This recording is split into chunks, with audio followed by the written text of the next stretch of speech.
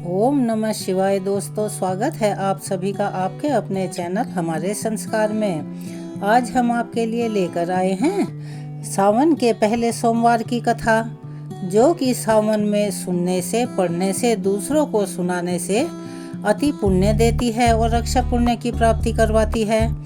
और सावन का पावन महीना, जैसा कि सभी जानते हैं, भोलेनाथ को समर्पित होता है। हमारे संस्कार चैनल की तरफ से सावन के पहले सोमवार की आप सभी को बहुत बहुत शुभकामनाएं। एक तो सावन का पावन महीना और उसके पहले सोमवार की पावन बेला में चलिए हम सबसे पहले भोलेनाथ की वंदना करें। महाकाल आशुतोष शिव शंकर त्रिलोचन भगवान, जिनको याद करने मात्र से सभी समस्त पाप क्षीण होकर नष्ट हो जाते हैं। हे नीलकंठ त्रिपुंडधारी प्रभु, हमारे हृदय में स्थान ग्रहण कीजिए। हालांकि वो हर प्राणी के अंदर पहले से ही स्थित रहते हैं, यानी कि उनके बिना किसी प्राणी का वजूद ही नहीं है। और उनसे प्रार्थना करें कि वे हमारे अंदर वैराग्य, श्रद्धा और समर्पण की भावना को जगा दें। आज से हम सावन मास के 4 पवित्र सोमवार व्रत कथाओं का श्रवण आरंभ कर रहे हैं। लेकिन उससे पहले अगर आप चैनल पर नए हैं तो प्लीज़ चैनल को सब्सक्राइब करें, वीडियो को लाइक करें, ज़्यादा से ज़्यादा शेयर करें। कमेंट्स बॉक्स में हर हर महादेव, जय शिव शंकर, बम बम भोले लिखना ना भूलें। बेल आइकन को भी अवश्य ही दबाएं। जो भक्त सावन में भगवान शिव को समर्पित सोमवार व्रत रखकर इन मंगलमयी कथाओं का श्रवण करता है, उसे अक्षय पुण्य, कर्म शुद्धि, संतान सुख और मरणोपरांत शिवलोक की प्राप्ति स्वतः ही हो जाती है। आप सभी से नम्र निवेदन है कि कथा को श्रद्धा भाव से पूरी रूप से सुना कीजिए। ओम नमः शिवाय का जप करें और इस शिव कृपा को अन्य भक्तों तक भी पहुंचाएं, क्योंकि इस समय कथा को पढ़ना, सुनना या दूसरों को सुनाना एक बहुत बड़े पुण्य का काम है। और यह जो भी सुनता है, पढ़ता है या दूसरों को सुनाता है, उसे अक्षय पुण्य की प्राप्ति होती है। लेकिन एक बात का ध्यान रखें कि शिव के निमित्त जो पूजा की जाती है वह हमेशा प्रदोष काल में ही की जाती है। और इस बार सावन का पहला सोमवार है 14 जुलाई को, और इस दिन प्रदोष काल में भगवान शिव का पूजन करके कथा श्रवण किया जाता है। और आज प्रदोष काल का समय रहेगा शाम को 6:26 से 7:56 तक। सूर्योदय का समय सुबह 5:53 और सूर्यास्त का समय 7:11 पर। चंद्रोदय होगा रात को 9:56 पर। और आज सावन मास के कृष्ण पक्ष की चतुर्थी तिथि है। चतुर्थी तिथि आज रात 11:59 तक रहेगी। इसके बाद में पंचमी तिथि शुरू हो जाएगी। आज का व्रत बहुत ही शुभ संयोगों में रखा जाएगा, क्योंकि आज आयुष्मान योग शाम को 4:14 तक रहेगा और बाद में सौभाग्य योग शुरू हो जाएगा। राहु काल, जिसे शुभ नहीं माना जाता, उसमें कोई भी शुभ कार्य नहीं किया जाता। वह सुबह 7:30 से 9 बजे तक रहने वाला है। तो चलिए अब भगवान शिव का ध्यान करते हुए कथा का आरंभ करते हैं। हम सब ध्यान लगाएं और शांत स्वरूप की ओर, जिनकी जटाओं से निर्मल गंगा बहती है, गले में सर्पों की माला है, शरीर पर भस्म विभूषित है, तीनों नेत्रों से त्रिकाल को देखने वाले हैं, जो नाद से सृष्टि की उत्पत्ति करते हैं, वही हैं भगवान शिव। और साथ में है करुणा, ममता और शक्ति की साक्षात स्वरूपा माँ पार्वती, जिनका स्वरूप अति कोमल है, हृदय विशाल है, जिनकी मुस्कान में वात्सल्य और हाथों में वरदान है। वे सिंह वाहिनी हैं, सौंदर्य और संयम की देवी हैं। शिव की अर्धांगिनी होकर भी वे संपूर्ण सृष्टि की जननी हैं। हे भोलेनाथ, आपके नाम का स्मरण से ही मृत्यु भी जीवन का पर्व बन जाती है, यानी कि मृत्यु के समय भी कष्ट नहीं होता। आप सभी कृपा कीजिए उन सभी भक्तों पर जो मन में किसी न किसी चिंता, पीड़ा या आशा को लेकर या किसी के कोई काम नहीं बन रहे हैं, उनकी इच्छाएं अधूरी हैं, इस कथा को सुनने आए हैं। हे माँ पार्वती, आपके आशीर्वाद से ही घरों में सुख, शांति, प्रेम और सौभाग्य का वास होता है। आप सभी माताओं की रक्षा करें, सभी कन्याओं को शुभ आचरण और भक्ति का वरदान दें, सभी के सुहाग की रक्षा करें और सभी परिवारों को अपने वात्सल्य से परिपूर्ण करें। एक बार किसी नगर में एक साहूकार था। उसके घर में धन की कोई कमी नहीं थी, लेकिन उसके कोई संतान नहीं थी। इस कारण वे दोनों पति पत्नी बहुत दुखी रहा करते थे। संतान प्राप्ति के लिए वह हर सोमवार को व्रत रखा करता था और पूरे श्रद्धा भाव के साथ शिव मंदिर में जाकर भगवान शिव और माता पार्वती की पूजा किया करता था। उसकी भक्ति देखकर एक दिन माँ पार्वती प्रसन्न होकर भगवान शिव से साहूकार की मनोकामना पूर्ण करने का निवेदन करती हैं। पार्वती जी के आग्रह पर भगवान शिव ने कहा, हे देवी, इस संसार में हर प्राणी को उसके कर्मों का फल मिलता है और जिसके भाग्य में जो हो उसे भोगना ही पड़ता है। लेकिन पार्वती जी ने साहूकार की भक्ति देखकर उसकी मनोकामना पूर्ण करने की इच्छा जताई। माता पार्वती के आग्रह करने पर भगवान शिव ने साहूकार को पुत्र प्राप्ति का वरदान तो दे दिया, लेकिन उन्होंने माँ पार्वती से बताया कि यह बालक केवल 12 वर्ष तक ही जिंदा रहेगा। माता पार्वती और भगवान शिव के इस संवाद को साहूकार सुन रहा था, इसीलिए उसे ना तो इस बात की खुशी हुई और ना ही कोई दुख हुआ, बल्कि वह पहले की तरह ही शिव जी की पूजा करता रहा। कुछ समय के बाद साहूकार की पत्नी ने एक पुत्र को जन्म दिया। जब वह बालक 11 वर्ष का हुआ तो उसे पढ़ने के लिए काशी भेज दिया गया। साहूकार के पुत्र के मामा को बुलाकर उसके साथ बहुत सारा धन दिया और कहा कि तुम इस बालक को काशी विद्या ग्रहण करने के लिए लेकर जाओ। तुम लोग रास्ते में यज्ञ करवाते हुए जाना और ब्राह्मणों को भोजन दक्षिणा आदि देते हुए जाना। दोनों मामा भांजे इसी तरह यज्ञ कराते और ब्राह्मणों को दान दक्षिणा देते हुए काशी नगरी के लिए चल पड़े। इस दौरान रास्ते में एक नगर पड़ा, जहां नगर के राजा की कन्या का विवाह हो रहा था, लेकिन जिस राजकुमार से उसका विवाह होने वाला था वह एक आंख से काना था। राजकुमार के पिता ने अपने पुत्र के काना होने की बात को छुपाने के लिए सोचा, क्यों न आज उस साहूकार के पुत्र को दूल्हा बनाकर राजकुमारी से विवाह लगन करा दूं और विवाह के बाद उसको धन देकर विदा कर दूंगा और राजकुमारी को अपने नगर ले आऊंगा। लड़के को दूल्हे के वस्त्र पहनाकर राजकुमारी से विवाह करवा दिया गया। साहूकार का पुत्र ईमानदार था, उसे यह बात सही नहीं लग रही थी, इसीलिए उसने अवसर पाकर राजकुमारी के दुपट्टे पर लिख दिया कि तुम्हारा विवाह तो मेरे साथ हुआ है, लेकिन जिस राजकुमार के संग तुम्हें भेजा जाएगा वह एक आंख से काना है। मैं तो काशी विद्या पढ़ने जा रहा हूँ। जब राजकुमारी ने चुन्नी पर यह लिखी हुई बातें पढ़ी और अपने माता पिता को यह सब बात बताई और दिखाई, राजा ने अपनी पुत्री को विदा नहीं किया, फिर बारात वापस चली गई। दूसरी ओर साहूकार का पुत्र और उसका मामा काशी पहुँचे। वहाँ जाकर उन्होंने यज्ञ किया। जिस दिन साहूकार का पुत्र 12 वर्ष का हुआ उस दिन भी यज्ञ का आयोजन था। लड़के ने अपने मामा से कहा कि मामा, मुझे कुछ अच्छा नहीं लग रहा है और मेरी तबीयत कुछ ठीक नहीं लग रही है। तब मामा ने प्यार से कहा कि बेटा, तुम अंदर जाकर आराम कर लो। भगवान शिव के वरदान अनुसार कुछ ही देर में उस बालक के प्राण पखेरु उड़ गए। मृत भांजे को देखकर उसके मामा ने विलाप करना शुरू कर दिया। संयोगवश उसी समय भगवान शिव और माता पार्वती उधर से जा रहे थे।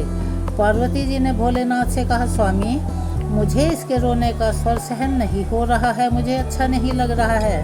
आप कृपया इस व्यक्ति के कष्ट को अवश्य दूर करें और जानिए कि यह रो क्यों रहा है। जब भगवान शिव मृत बालक के समीप गए तो वह बोले कि यह उसी साहूकार का पुत्र है जिसे मैंने 12 वर्षों की आयु का वरदान दिया था। आज इसकी आयु पूरी हो गई है। लेकिन मातृ भाव से विभोर माता पार्वती जी कहने लगी, महादेव, आप इस बालक को और आयु देने की कृपा करें, नहीं तो इसके वियोग में इसके माता पिता भी तड़प तड़प कर मर जाएंगे। माता पार्वती के पुनः आग्रह पर भगवान शिव ने उस लड़के को जीवित होने का वरदान दे दिया। शिव जी की कृपा से वह लड़का जीवित हो गया। शिक्षा पूरी करके लड़का मामा के साथ अपने नगर की ओर वापस चल दिया। दोनों चलते हुए उसी नगर में पहुंचे जहां उसका विवाह हुआ था। उस नगर में भी उन्होंने यज्ञ का आयोजन किया। उस लड़के के ससुर ने उसे पहचान लिया और महल में ले जाकर उसकी खूब आवभगत की और अपनी पुत्री को धूमधाम से विदा कर दिया। इधर साहूकार और उसकी पत्नी भूखे प्यासे रहकर अपने बेटे की प्रतीक्षा कर रहे थे। उन्होंने प्रण कर रखा था कि अगर उन्हें अपने बेटे की मृत्यु का समाचार मिला तो वह भी प्राण त्याग देंगे, परंतु अपने बेटे के जीवित होने का समाचार पाकर वे अति प्रसन्न हुए। उसी रात भगवान शिव ने साहूकार के स्वप्न में आकर दर्शन देकर कहा, श्रेष्ठी, मैंने तेरे सोमवार के व्रत करने और व्रत कथा सुनने से प्रसन्न होकर तेरे पुत्र को लंबी आयु प्रदान की है। इसी प्रकार जो कोई सोमवार व्रत करता है या कथा सुनता है, पढ़ता है या दूसरों को सुनाता है, उसके सभी दुख दूर हो जाते हैं और सभी मनोकामनाएं पूर्ण हो जाती हैं। चलिए अब प्यार से मेरे साथ एक बार बोलिए, भगवान भोलेनाथ की जय। हर हर महादेव, बम बम भोले।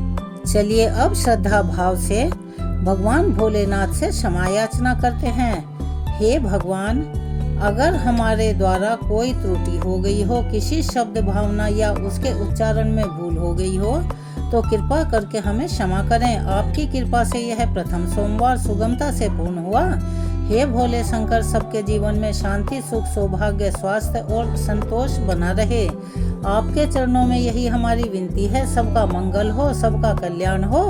हर हर महादेव। जैसा कि हमने पहले भी बताया था कि इस दिन सावन के महीने में शिव चालीसा सुनने का अपना विशेष महत्व है। तो अब शुरू करते हैं शिव चालीसा। हर हर महादेव।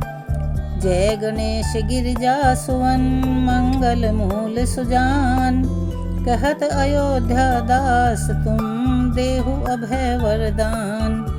जय गिरजापति दीन दयाला, सदा करत संतन प्रतिपाला। भाल चंद्रमा सोहत नीके, कानन कुंडल नागफनी के। अंग गोर शिर गंग बहाए, मुंड माल तन छार लगाए। वस्त्र खाल बाघंबर सोहे, छवि को देख नाग मनि मोहे। मैना मातु की हवे दुलारी, वाम अंग सोहत छवि न्यारी। कर त्रिशूल सोहत छवि भारी, करत सदा शत्रुन क्षयकारी। नंदी गणेश सोहत कैसे, सागर मध्य कमल हो जैसे। कार्तिक श्याम और गणराऊ, या छवि को कही जात न काऊ। देवन जब ही जाए पुकारा, तब ही दुख प्रभु आप निवारा। किया उपद्रव तारक भारी, देवन सब मिली तुम ही जुहारी। तुरत षडानन आप पठायऊ, लब निमेष में मार गिरायऊ। आप जलंधर असुर संघारा, सुयस तुम्हारे विदित संसारा। त्रिपुरासुर सन युद्ध मचाई, सभी कृपा कर लीन बचाई। किया तपहि भगीरथ भारी, पूरब प्रतिज्ञा तासु पुरारी।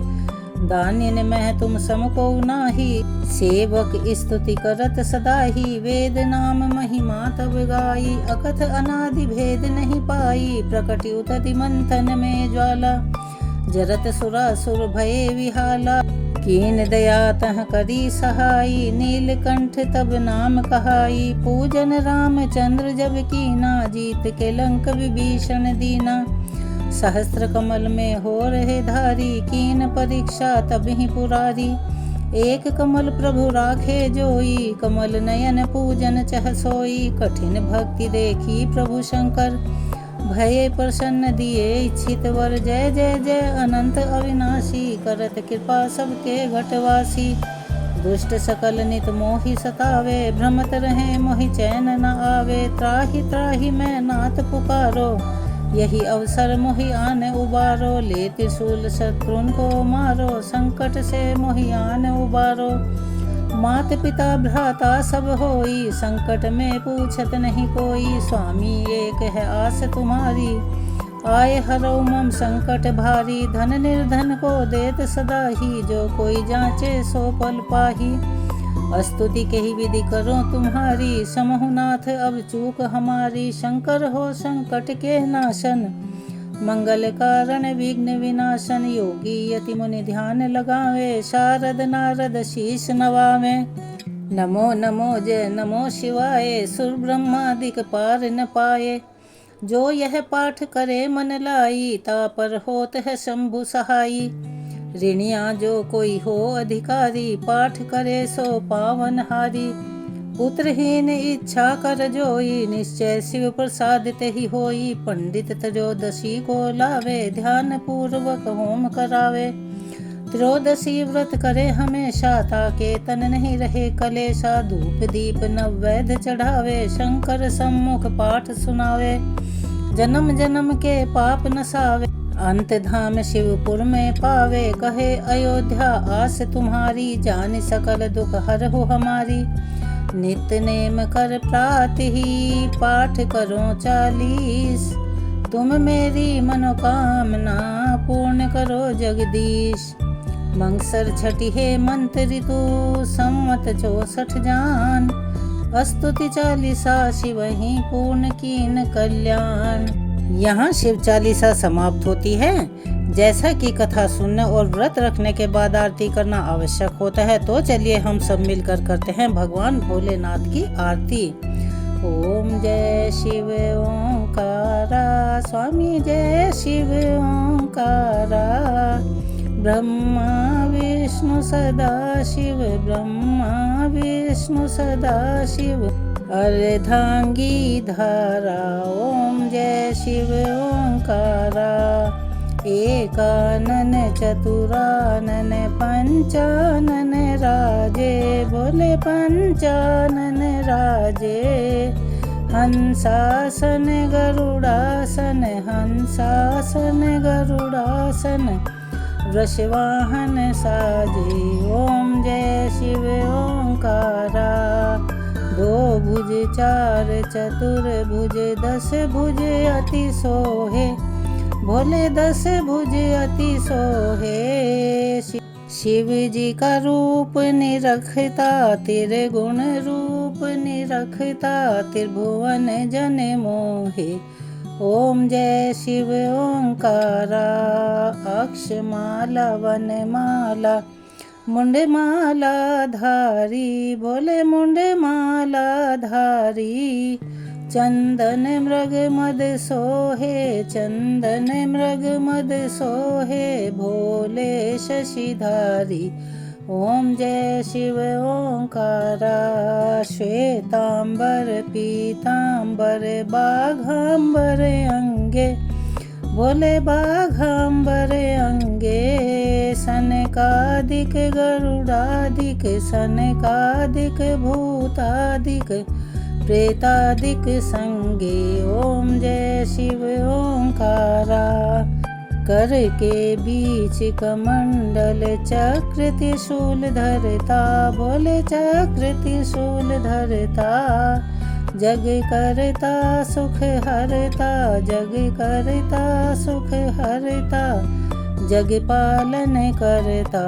ओम जय शिव ओंकारा। ब्रह्मा विष्णु सदा शिव जानत अविवेका, स्वामी जानत अविवेका। प्रणवाक्षर के मध्य, प्रणवाक्षर के मध्य, ये तीनों एका। ओम जय शिव ओंकारा।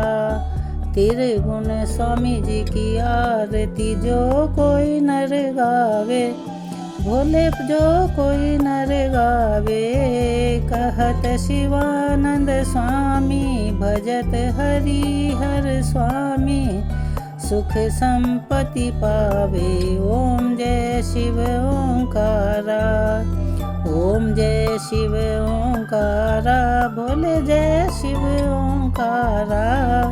ब्रह्मा विष्णु सदा शिव, ब्रह्मा विष्णु सदा शिव। अर्धांगी धारा, ओम जय शिव ओंकारा। यहाँ पर भगवान भोलेनाथ की आरती समाप्त होती है। आप सभी से निवेदन है, हमारे चैनल को सब्सक्राइब करें, वीडियो को लाइक करें, ज़्यादा से ज़्यादा शेयर करें, बेल आइकन को दबाना ना भूलें। कमेंट्स बॉक्स में ओम नमः शिवाय, श्री शिवाय नमस्तुभ्यम लिखना ना भूलें। अपना प्यार और सहयोग हमें ऐसे ही देते रहें। आपका प्यार हमारे लिए अनमोल है। धन्यवाद।